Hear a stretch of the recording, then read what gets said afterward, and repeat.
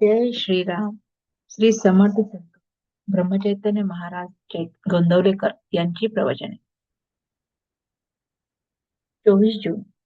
आजचा विषय: ज्ञान हे दुहेरी शस्त्र आहे. लोककल्याणाच्या तळमळीने जो ग्रंथ लिहितो तो खरा ग्रंथकार होय.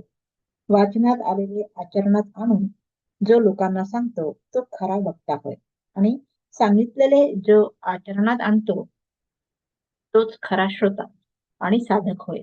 अलीकडे ज्ञानप्रसाराची अनेक साधने उपलब्ध झाली आहेत, त्यामुळे नको त्या ज्ञानाचाही विस्तार झपाट्याने होतो आहे. ज्ञान हे स्वतःचे दुहेरी शस्त्र आहे. कोणत्याही ज्ञानाचा बरा वाईट उपयोग तो करणाऱ्यावर अवलंबून असतो. ज्ञान हे मुळात पवित्र आहे. जे ज्ञान नीती आणि धर्म यांच्या पायावर उभे असते ते जास्त प्रभावी ठरते. सर्वांचे एकमेकांवर प्रेम वाढेल आणि सर्वजण एकत्र येतील असे ज्ञान असावे.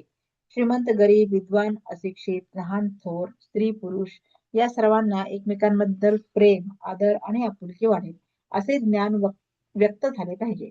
द्वेष मत्सर वाढविल, नीती धर्माला फाटा देईल असे ज्ञान पुस्तकात नसावे.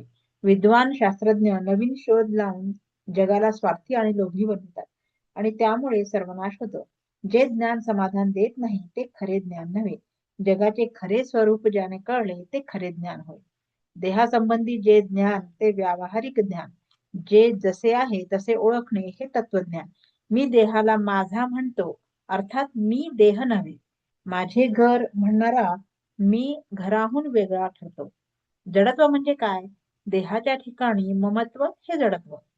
पदार्थाचे यथार्थ ज्ञान ज्याला आहे तो शहाणा. व्यवहाराचे गूढ ज्याला कळते तो प्रपंची.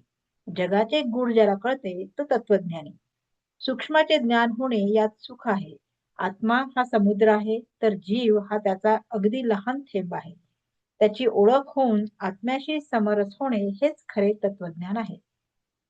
ब्रह्म सत्यम जगन मिथ्या अशा ज्ञानाच्या गोष्टी कळायला कठीण असल्या तरी अभ्यासाने दीर्घ काळानंतर कळतील. पण नामाचे महत्व कळणार नाही. ते एक संत कृपेनेच कळते. नामावर विश्वास बसणे महाभाग्याचे लक्षण आहे. आपण बुद्धिभेदापासून सावध दूर राहिले पाहिजे. संत वचनावर विश्वास ठेवून अखंड नाम घ्यावे, त्यानेच समाधान लावेल. ज्या ग्रंथांच्या श्रवणाने भगवंताविषयी प्रेम उत्पन्न होते, ज्याच्या योगाने विरक्ती उत्पन्न होते, अनितीचे वर्तन टाकून नीती मार्ग, धर्म मार्ग याचा अवलंब करावासा वाटतो, ते सद्ग्रंथ. उदाहरणार्थ ज्ञानेश्वरी, दासबोध, नाथ भागवत हे ग्रंथ सदोदित वाचून त्यांचे मनन करणे हेच फार जरुरीचे आहे. त्याने ईश्वर प्रेम उत्पन्न होते. बोधवाक्य: अत्यंत कठीण प्रमेय असलेले जगातले ग्रंथ वाचावेत, पण शेवटी अत्यंत सोप्यातले सोपे असे नामच घ्यावे. जय श्रीराम.